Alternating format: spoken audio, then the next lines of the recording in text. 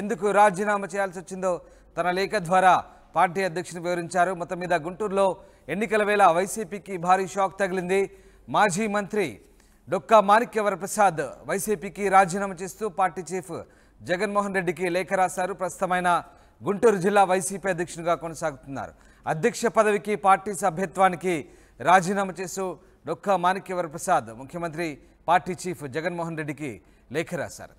రామారావు జైన్ అవుతున్నారు. రామారావు, గుంటూరు జిల్లాలో డొక్కా మాణిక్యవరప్రసాద్ వైసీపీకి రాజీనామా చేసినట్టుగా తెలుస్తుంది. ఎందుకు రాజీనామా చేశారు? వైసీపీకి రాజీనామా చేయడానికి దారితీసిన కారణాలేంటి?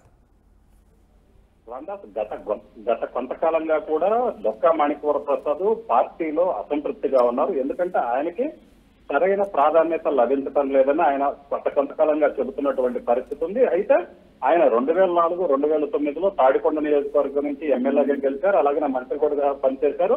తర్వాత 2014లో టీడీపీలోకి వచ్చారు, 19లో వైసీపీలోకి వచ్చారు. 2 సార్లు ఎమ్మెల్సీగా ఆయన పనిచేసినటువంటి పరిస్థితి ఉంది. అయితే ఆయనని కొంతకాలంగా చూసుకున్నట్టయితే పార్టీలో సరైన ప్రాధాన్యత ఇవ్వటం లేదని ఆయన అసంతృప్తితో ఉన్నారు. ఈ నేపథ్యంలోనే ఆయన పార్టీకి రాజీనామా చేయడం జరిగింది. అయితే ఆయన తాడికొండ నియోజకవర్గం నుంచి మళ్లీ పోటీ చేస్తాను, ఆ సీటు వస్తుందని ఆయన మొదట ఆశించినటువంటి పరిస్థితి ఉంది. ఎప్పుడైతే తాడికొండ ఎమ్మెల్యేగా ఉండాలని పై వేటు వేశారో అప్పుడు ఆయనను పార్టీ అధిష్టానం తాడికొండ నియోజకవర్గ కన్వీనర్ గా నియమించింది. దాంతో తాను తాడికొండ నుంచి మళ్లీ పోటీ చేయడానికి ఆయనని భావిస్తారు. అయితే అనూహ్యంగా ఒక 3 నెలల తర్వాత మళ్లీ ఆయన్ని అక్కడ సమన్వయకర్తగా తీసేసి కత్రపు సురేష్ ని సమన్వయకర్తగా నియమించడం జరిగింది. దీంతో అప్పటి నుంచి కూడా ఆయన కొంత అసంతృప్తితో ఉన్నారు. ఆయన పార్టీకి కూడా దూరంగా ఉన్నటువంటి పరిస్థితి ఉంది. అయితే పార్టీకి దూరంగా ఉన్నప్పటికీ పార్టీకి అయితే మాత్రం రిజైన్ చేయలేదు. అదేవిధంగా తాడికొండలో జరిగినటువంటి సభలో ఏదైతే కత్రపు సురేష్ కాదని మళ్ళీ మాజీ హోంమంత్రి సుచరితకి తాడికొండ వైసీపీ టికెట్ ఇవ్వడం జరిగింది. ఈ నేపథ్యంలోనే తాడికొండలో జరిగిన సభలో కూడా తాను ముఖ్యమంత్రిని కలవాలి అంటే కలవని పరిస్థితి ఏర్పడింది.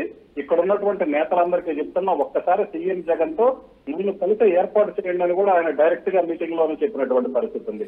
సో ఈ నేపథ్యంలోనే ఆయనకి సీఎం జగన్ అపాయింట్మెంట్ ఇవ్వలేదు, ఆయనకి ప్రాధాన్యత ఇవ్వటం లేదని ఆయనతో పాటు ఆయన అనుచరులు కూడా భావించినటువంటి పరిస్థితి ఉంది. వారం రోజుల క్రితం సత్తెనపల్లిలో కూడా అంబటి రాంబాబుతో పాటు ఆయన పాల్గొనడం జరిగింది. అప్పుడు కూడా ఆయన ఒక కామెంట్ చేశారు, తాను పార్టీలో కొంత సైలెంట్ గా ఉన్నాను, అంబటి రాంబాబు చొరవతోనే తాను మళ్ళీ ఈ రోజు మీటింగ్ కి రావాల్సి వచ్చింది, మళ్ళీ పార్టీలో యాక్టివ్ గా ఉంటాను, ప్రచారం చేస్తానని చెప్పారు. సో దాంతో ఆయన పార్టీని వీడరు అనే ఒక ఇండికేషన్ అయితే ఇచ్చినట్టయింది. ఆయన ఆ సభలో మాట్లాడటంతో డొక్కా మాణిక్యవరప్రసాద్ పార్టీని వీడడం అని అందరూ అనుకున్న సమయంలో ఒక్కసారిగా ఈ రోజు సీఎం జగన్మోహన్ రెడ్డికి నేరుగా లేఖ రాశారు. తాను పార్టీ సభ్యత్వానికి అలాగనే గుంటూరు జిల్లా అధ్యక్ష పదవికి కూడా రిజైన్ చేస్తానని చెప్పడం జరిగింది.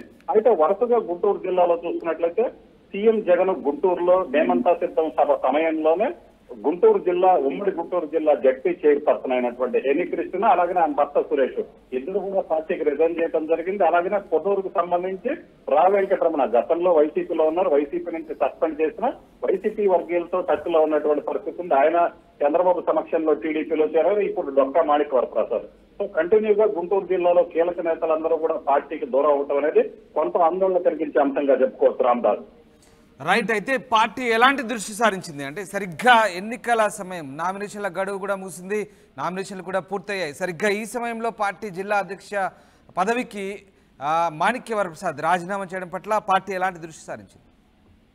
సో ఇప్పటికైతే తన రాజీనామా ఆమోదించాలని ఆయన సీఎం జగన్ కి లేఖ రాయటం జరిగింది. అలాగనే పార్టీలో తనకున్నటువంటి ప్రాధాన్యత, తాను ఎందుకు పార్టీని వీడాల్సి వచ్చిందో ఆయన స్పష్టంగా చెప్పడం జరిగింది. అయితే దీనికి సంబంధించి ఇప్పటికే ఆయన ప్రజెంట్ అయితే మాత్రం ఎవరికి అందుబాటులో లేనటువంటి పరిస్థితి అయితే ఉంది. అయితే గత కొంతకాలంగా పార్టీని వెడతారన్న ఒక ప్రచారం అయితే జరుగుతున్న నేపథ్యంలో ఆయన్ని వైసీపీ నేతలు బుజ్జగించారు. ఎందుకంటే గతంలో కూడా ఏదైతే అంబేద్కర్ జయంతి సందర్భంగా కూడా ఆయన పార్టీని వేడతారన్న ఒక ఇండికేషన్ అయితే వచ్చిన నేపథ్యంలో మంత్రి అంబటి రాంబాబు ఆయన ఇంటికి వెళ్లారు, మాట్లాడారు, మళ్ళీ పార్టీలో తరఫున ప్రచారంలోకి తీసుకొని కూడా రావడం జరిగింది. అయితే అప్పటి నుంచి ఆయన అసంతృప్తిగా ఉన్నప్పటికీ కూడా అంబటి రాంబాబు బుజ్జగించడంతో కొంత దారిలోకి వచ్చినట్టే కనిపించారు. కానీ ఆయన అయితే మాత్రం తన మనసులో తనకు ఈసారి ఎక్కడా పోటీ చేయడానికి అవకాశం కల్పించకపోవడం అనేది ప్రధానంగా ఆయన్ని తీవ్రంగా బాధించిందని ఆయన అనుచరులు చెబుతున్నారు. సో ఈ నేపథ్యంలో ఎందుకంటే కంటిన్యూగా పోటీ చేస్తూ వస్తున్నటువంటి పరిస్థితి ఉంది. నియోజకవర్గానికి ఇన్ఛార్జిగా ప్రకటించి కూడా మళ్ళీ తీసేశారు. అది ప్రధానంగా అవమానంగా ఆయన భావించడం జరిగిందని ఆయన అనుచరులు చెప్తున్నారు. అలాంటి సీనియర్ నేతకి కనీస ప్రాధాన్యత కానీ కనీస గుర్తింపు కానీ ఇవ్వకపోవటం అనేది సో ఆయన రాజీనామాకి కారణమని కూడా చెప్తున్నారు. వైసీపీ పార్టీ నేతలకు కూడా ఆయన ఇదే క్లియర్ గా స్పష్టం చేయడం జరిగింది.